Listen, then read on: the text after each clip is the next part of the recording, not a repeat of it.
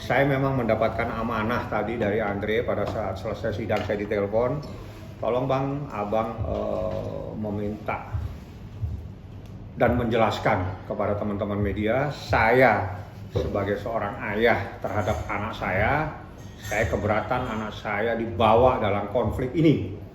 Itu permintaan Andre Taulany ya. Dan yang kedua yang terpenting, bahwa menurut hukum, anak itu undang-undangnya dibagi anak dan dewasa. Kalau belum paham tentang anak dan dewasa, belum bisa membedakan, tolong jangan menyesatkan masyarakat. Belajar yang pintar supaya paham apa perbedaan anak, apa perbedaan dewasa. Anak itu adalah seseorang yang tunduk pada Undang-Undang Perlindungan Anak, maksimal umurnya ada 18 tahun. Ya. Setelah 18 tahun lebih 1 hari itu bukan anak. Dia sudah tidak dikategorikan sebagai anak, tapi dia belum dewasa. Dewasa menurut KUH Perdata pasal 330 adalah umur 21 tahun atau setelah kawin. Jadi walaupun dia belum 21 tahun tapi dia umur 19 tahun, dia sudah kawin, maka dia dewasa. Di dalam kasus ini semua anaknya Andre Taulany belum dewasa, sehingga dia tidak boleh melakukan perbuatan hukum, dan sebagai ayah dan kepala rumah tangga keberatan anaknya dilibatkan dalam konflik ini. Dan itu adalah permintaan amanah kepada dia, dan dia memberikan teguran keras kepada siapapun yang melibatkan anaknya supaya tidak lagi membawa anak-anak tersebut dalam konflik ini.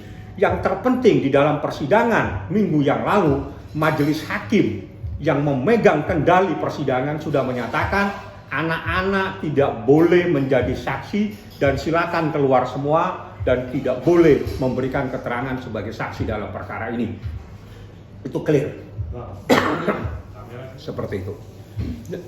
Jadi yang saya minta, tolong hormati, kalau belum paham undang-undang, belajar yang pintar supaya tidak menyesatkan masyarakat ya. Itu permintaan Andre Taulany kepada saya, sehingga saya meminta teman-teman media untuk menyampaikan anak-anaknya jangan dibawa dalam konflik ini, seperti itu. Tadi sebetulnya agendanya seperti apa, Bang? Tadi itu agendanya adalah saksi yang diajukan oleh mereka. Kesaksian tadi itu terkait dengan adanya eksepsi kompetensi relatif. Kompetensi relatif itu adalah tentang kewenangan Pengadilan Agama Tiga Raksa yang menyatakan Pengadilan Agama Tiga Raksa tidak berwenang menurut mereka. Sedangkan menurut Andre Taulany, KTP saya ada di Tiga Raksa, KTP termohon ada di Tiga Raksa, sehingga yang berwenang adalah Pengadilan Agama Tiga Raksa. Seperti itulah persoalannya tadi sidang, dan tidak ada pun saksi dari anak-anak, semuanya ditolak oleh majelis hakim dalam persidangan yang sebelumnya. Dan tolong, anak-anak ini belum dewasa menurut hukum. Kalau tidak paham, baca pasal 330 KUH Perdata. Ya, baca kompilasi hukum Islam. Kalau tidak paham kompilasi hukum Islam, tulisannya kompilasi hukum Islam. Ya, belajar yang pintar supaya tidak menyesatkan masyarakat. Anak-anak jangan dibawa konflik. Tidak boleh anak-anak dibawa dalam konflik ini. Itu permintaan Andre Taulany. Biar Andre Taulany yang bermasalah secara hukum, biar dia yang menyelesaikan masalah ini tanpa melibatkan anak-anaknya. Tapi Bang, di sini komunikasi antara Andre Taulany dengan anak sendiri seperti apa? Gak ada masalah ya. Anak-anaknya juga ngomong. Tapi kok artinya mereka mau datang lagi itu Bang? Artinya ya sekarang sebagai seorang anak, kalau diminta sama orang yang meminta anak-anak itu yang tidak punya empati, yang tidak punya hati nurani, melibatkan anak-anak berarti dia tidak punya hati nurani. Membawa anak-anak dalam konflik seperti ini berarti hati nuraninya sudah tidak ada. Tapi kan artinya ini anak kan udah belum dewasa anak-anak. Ya artinya udah paham, dia bisa menolak kan? Tidak dewasa, kita tidak urusan paham. Anak kecil pun juga paham makan, paham minum segala macam. Anak kecil umur 5 tahun bisa makan. Paham untuk makan, paham untuk minum, paham minum susu. Tapi dia belum dewasa secara hukum. Hukum itu adalah hitam putih. Ya artinya apakah Andre tidak bisa melarang anaknya gitu untuk? Nggak ada urusan, dia nggak mau terlibat. Kalau dia bilang tidak mau terlibat, tidak boleh dilibatkan, ya tidak mungkin dia akan melarang. Dan tolong yang lain jangan libatkan anak-anak. Itu permintaan Andre Taulany. Sebetulnya di datangnya anak untuk datang ke sana itu dijelaskan nggak Bang? Untuk apa? Nggak tahu saya. Makanya kalau orang punya hati nurani tidak akan membawa anak-anak dalam konflik seperti ini. Artinya anak-anak jangan disesatkan, anak-anak jangan dilibatkan, anak-anak jangan dibentur-benturkan. Anak jangan dibenturkan dengan ayahnya. Itu adalah orang yang tidak punya hati. Seperti itu. Katanya anak sana atas kemauannya sendiri. Tidak ada atas kemauan. Anak-anak dipaksa kok. Ini ada WA-nya semua. Nggak usah lah bikin berita-berita yang nggak benar. Anak-anak itu dipaksa, itu ada WA-nya. Saya tidak tahu. Yang penting anak-anak itu tidak mau terlibat. Dan sudah dikatakan titik. Saya tidak mau membahas lagi. Anak-anak tidak boleh dilibatkan. Dipaksa dari. Tidak boleh dilibatkan titik. Udah itu aja permintaan dari Andre Taulani. Bang, terkait tadi pernyataan dari anak-anak juga ternyata dia juga datangnya ke sana untuk menyatukan kedua orang tuanya itu. Nggak ada yang bisa menyatukan rumah tangga. Yang bisa menyatukan hanya mereka berdua. Artinya seorang suami istri kalau sudah menyatakan suaminya sudah tidak sanggup, tidak ada yang bisa memaksa. Tidak ada. Artinya memang kalau Andre sendiri sudah kekeh untuk Andre sudah menyatakan berkali-kali di hadapan majelis hakim, saya ingin cerai yang mulia. Dah.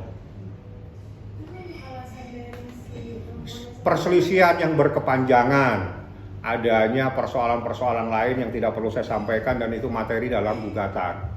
Dan itu adalah materi perkara yang akan nanti dalam proses pembuktian.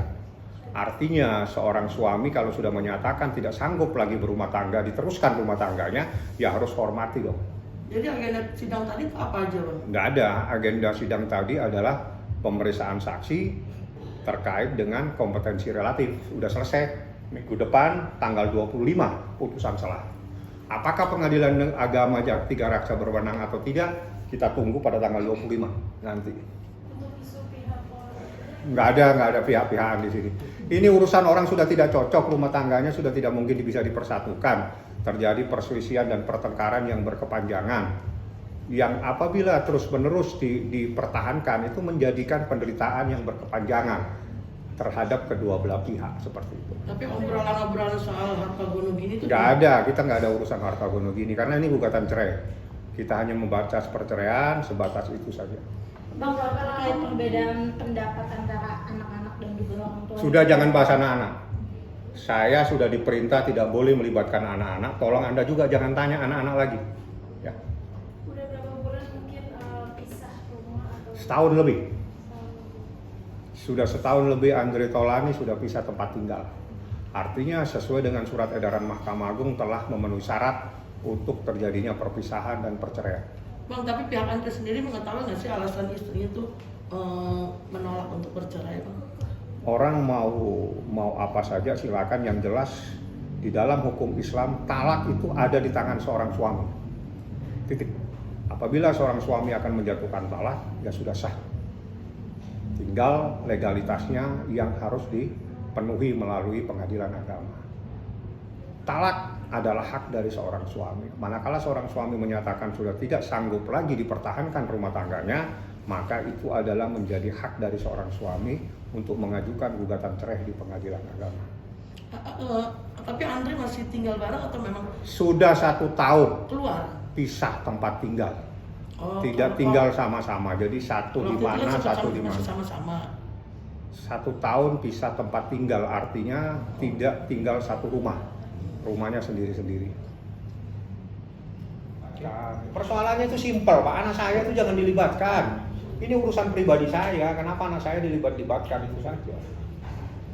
Nah, tapi lama konflik ini terjadi udah dari 2009 aja. Iya, itu kan urusan perceraian.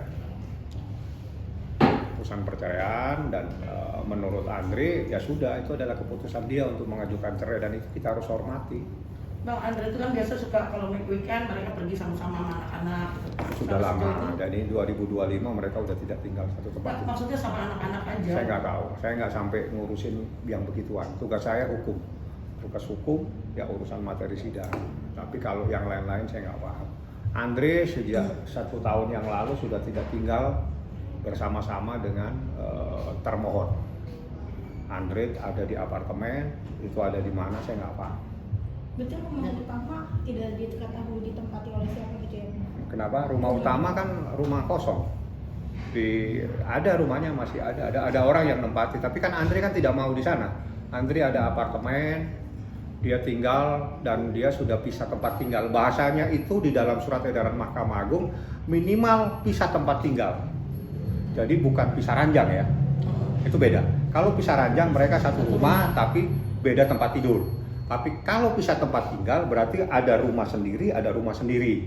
Nah, Andre sudah 1 tahun tinggalnya beda. Termohon tinggalnya beda. Jadi setahun lebih Andre sudah tinggal di satu apartemen, termohon di satu tempat. Jadi insya Allah persyaratan itu telah terpenuhi. Andre hanya cuma satu, saya ingin cerai yang mulia. Itu aja yang dia. Jadi rumah induk ini artinya rumah utama ini tidak ada sama sekali. Di Tangerang Selatan rumah utama. Tidak ada sama sekali yang nempatin. Ada, masih ada petugas. Maksudnya Dia sering tidak antara datang-datang. kedua orang ini? Nggak ada. Mereka tidak tinggal di rumah itu. Dua-duanya tidak tinggal di rumah tersebut. Andre di apartemen, yang termohon tidak tahu ada di mana, saya tidak paham. Yang jelas Andre punya tempat tinggal sendiri, namanya di apartemen di Jakarta mana, saya nggak paham. Dan itu rumah ada yang menempati, tapi bukan Andre, bukan juga termohon. Tapi itu Apakah anak-anak tinggal saya di tidak situ? tahu anak-anak di mana. Apakah di termohon, saya nggak paham. Yang jelas Andre punya tempat tinggal sendiri. Bang, tadi disinggung soal Andre kalau mempertahankan pernikahannya akan sangat begitu berpengaruh terhadap dirinya. Itu Iya. pengaruhnya seperti apa sih, Bang? Ya kalau penderitaan Anda pernah rumah tangga? Belum. Belum. Nggak usah tanya sebetulnya. Udah Pak. Yang bertanya yang berumah tangga. Udah. Kan pertanyaan berbagi, Bang, berbagi. Pertanyaan saya sama Anda, kalau Anda pernah berumah tangga, Anda bisa tahu bagaimana menderitanya di saat seseorang ada problem-problem rumah tangga yang sudah tidak mungkin bisa dipersamakan lagi, dipersatukan, dikomunikasikan. Jadi rumah tangga itu seperti mata uang, tidak bisa dipisah.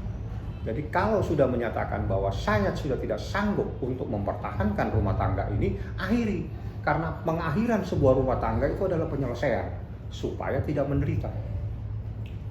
Supaya tidak menderita. Karena kalau diteruskan, penderitaan yang berkepanjangan itu juga akan dosa seseorang. Jadi jangan dipertahankan, akan menyebabkan mudarat yang berkepanjangan. Jadi orang jangan menganiaya dirinya sendiri.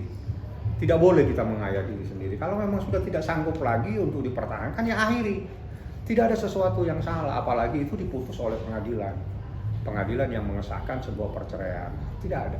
Tapi Bang, kalau menanggapi hal ini gitu artinya kedua belah pihak tidak sama-sama sekali tidak menempati rumah hidup mereka gitu. Itu seperti apa sih Bang? Ya, itu Kalau sesuai. Kalau seandainya orang itu memang punya rumah banyak, oke lah ya. Banyak Kalau rumahnya. tidak- Rumahnya banyak, bukan satu, banyak banget rumahnya. Ada di Batu, ada di mana-mana Andre. Rumahnya banyak Andre, itu bukan satu. Iya. Banyak rumahnya, di Jakarta aja 4. Tangerang ada berapa, di Batu ada. Jadi kalau orang punya rumah banyak ya jangan disalahkan. Gak ada masalah kalau rumah banyak. Kalau yang tidak punya rumah banyak itu seperti apa Bang artinya? Ya kalau dia nggak punya rumah kan yang penting dia bisa tempat tinggal. Syaratnya itu Meski depan-depan aja. harus pisah tempat tinggal. Artinya pisah tempat tinggal, mereka tidak boleh tinggal satu rumah. Keluar salah satu. Nah, jadi harus satu ke kanan, satu ke kiri, harus pisah.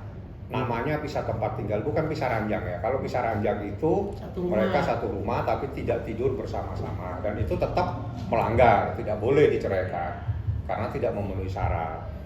Berarti ini